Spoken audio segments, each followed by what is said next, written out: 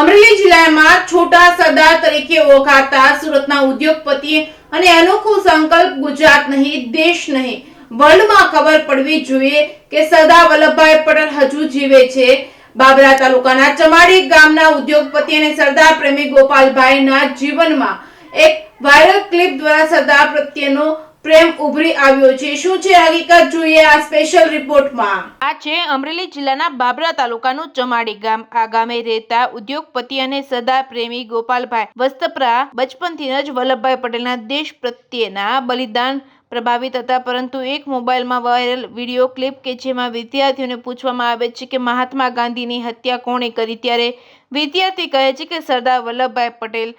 આ સાંભળી તેમના જીવનની અંદર એક મોટો આંચકો લાગ્યો હતો। તુરંત જ નિર્ણય કર્યો કે સરદાર વલ્લભભાઈ પટેલના જીવન ચરિત્રને આ દેશની નવી પેઢી જાણતી નથી, ત્યારે એક દેશના નાગરિક તરીકે મારે શું કરવું જોઈએ તે તુરંત જ નિર્ણય કરી પૂરા કદની સરદાર પટેલની પ્રતિમાઓને સમગ્ર જિલ્લા અને ગુજરાત બહાર પ્રસ્થાપિત કરી હતી અને ગામડે ગામડે સરદાર પટેલના જીવન ચરિત્રથી નવી પેઢી અને ભૂલી ગયા લોકોને જાણકારી મેળવે અને એ કામ શરૂ કર્યું હતું। ત્યાં સુધીમાં 500 જેટલી પ્રતિમાઓ સમગ્ર ગુજરાત તેમજ ગુજરાત બહાર મોકલી ચૂક્યા છે।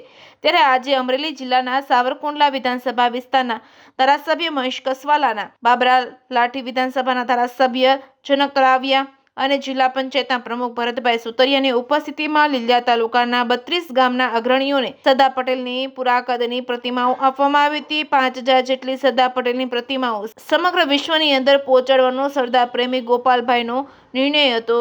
સરદાર પટેલના જીવન અને દેશ પ્રત્યે જીવન સમર્પણ અને તેમની બલિદાનની વાતો અને ઘટનાઓને હંમેશા નવી પેઢીને ગ્રામજનો યાદ રાખે અને ગોપાલભાઈના આ પ્રયાસને ધારાસભ્યોએ બિરદાવી અભિનંદન આપ્યા હતા અને ગોપાલભાઈને છોટે સરદાર કહી તેમની આ કામગીરીને બિરદાવી હતી।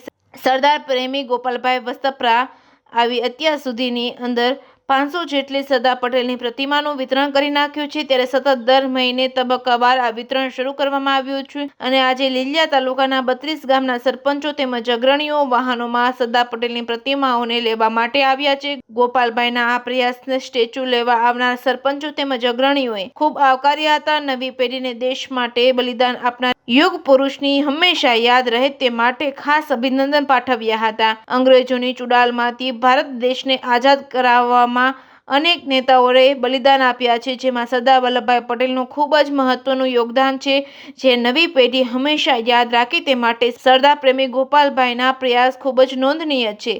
અત્યાર સુધીમાં રાષ્ટ્રને આઝાદ કરવામાં જે યુગ પુરુષોનું યોગદાન છે તેમાં સૌથી વધારે કદાચ સરદાર પટેલના સ્ટેચ્યુ હવે સમગ્ર ગુજરાતની અંદર પણ દેશના ગામડાઓમાં દેખાશે, જેમાં કોઈ શંકાને સ્થાન નથી। એ સંકલ્પ સાથે અમરેલી જિલ્લામાં આ ઉદ્યોગપતિને છોટા સરદાર અને સરદાર પ્રેમી તરીકે ઓળખ થઈ રહી છે। Reporting by Adil Khan Pathan, Babra.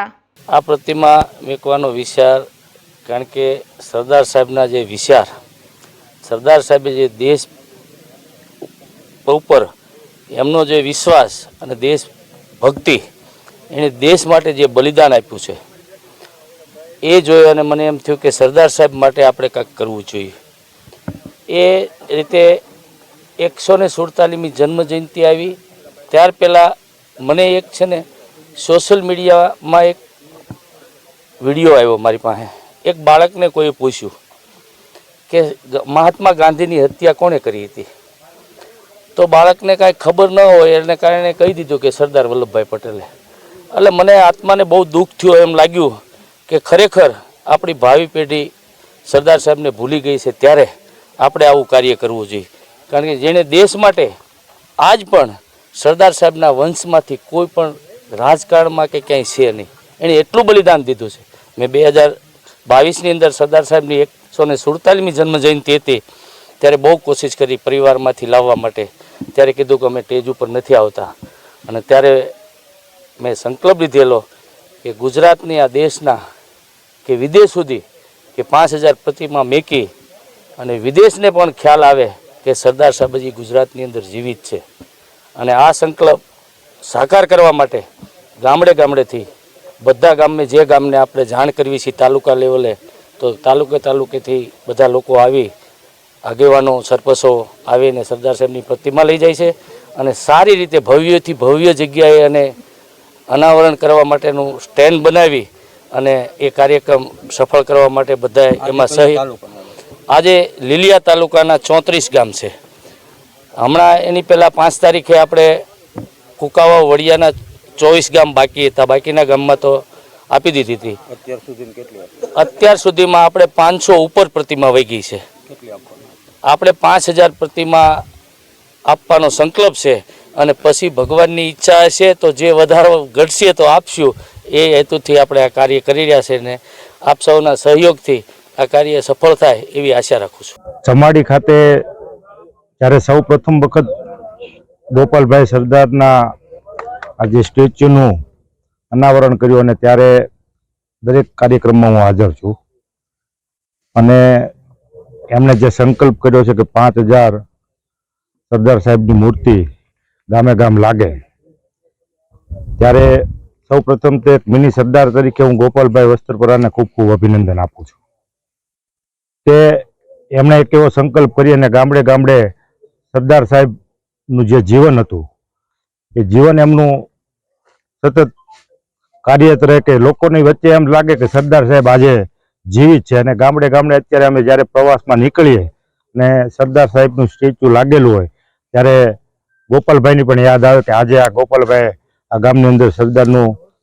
Statue આપ્યું અને ગામની સુશોભન એમની શોભા પણ જ્યારે આ સ્ટેચ્યુ લગાડવાથી ગામની શોભા પણ વધી જતી હોય ત્યારે હું આ સુંદર કાર્ય કરવા બદલ ગોપાલભાઈને હું ખૂબ ખૂબ શુભેચ્છા પાઠવું છું અને અભિનંદન આપું છું.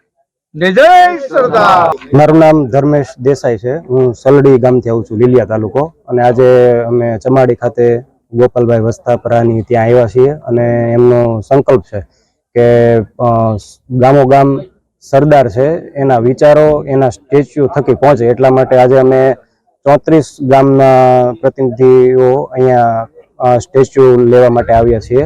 અને ગોપાલભાઈનો આ સંકલ્પ છે કે સરદારના જે વિચારો હતા જે આજની યુવાનની પેઢીઓ જાણે, કારણ કે ખરેખર અત્યારે સરદાર છે એ વિસરાઈ ગયા છે અને એને જીવિત કરવા માટેનો આ એક સરસ એમનો વિચાર છે. અને એના માટે હું પણ એને ખૂબ ખૂબ અભિનંદન આપું છું. મેં એવું સાંભળ્યું છે કે એને 500 જેટલી મૂર્તિઓ આપી છે અને હજી ઇન ફ્યુચર 5000 જેટલી દેશમાં રાજ્યમાં અને દેશમાં મૂર્તિઓ આપવાનો એમનો વિચાર છે. એ માટે હું એને ખૂબ ખૂબ અભિનંદન આપું છું.